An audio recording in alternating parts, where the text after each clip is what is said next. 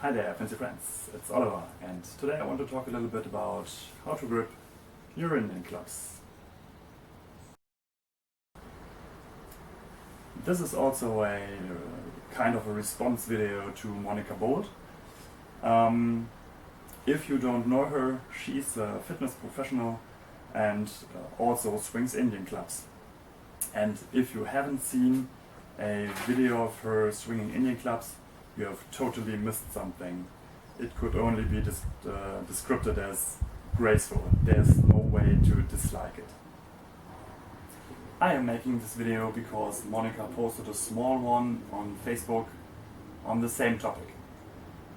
And all she said is good and true, with one small exception.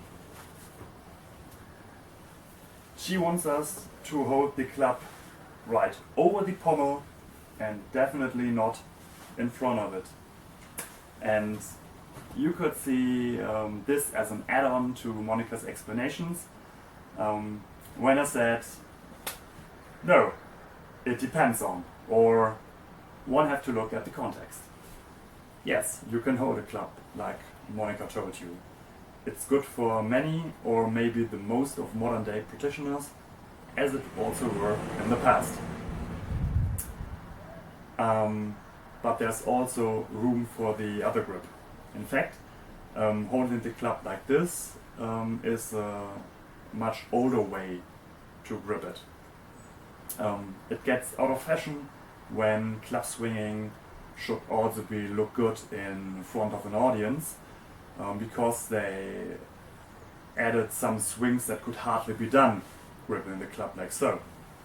And then we are talking about the late 19th century. I am swinging Indian clubs according to Ferdinand Lemaire's book from 1889, and he told us exactly how to grip the Indian club. Lemaire's a sportsman and uses Indian club swinging as exercising. He wrote of himself that he does all the exercises in his book, where he recommended clubs like this for regular use,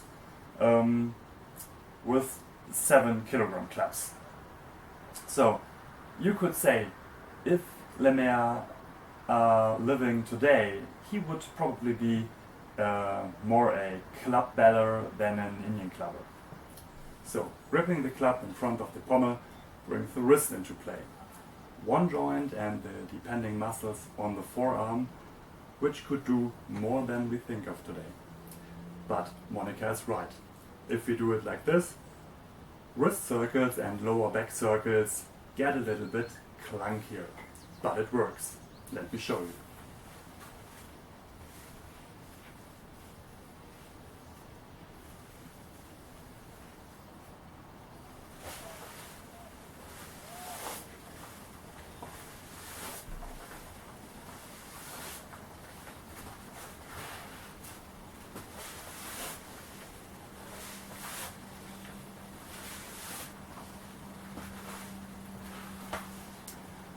Of course, you have to work for it.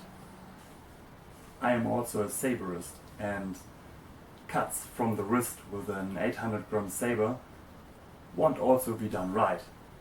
So let me grab some. Now, you cut from the wrist like in a wrist circle with the club. So just in this motion or downward. So, and no one would say that this was clunky. In fact, fencers and boxers were this kind of people who needed strong wrists in the past. What I want to say is, it all depends on what you want to do. So ask yourself, what is your goal? So Monica, keep on swinging, it's pure eye candy. And to all the other club swingers out there, no matter what you're swinging and how you do it, let's make Indian clubs great again.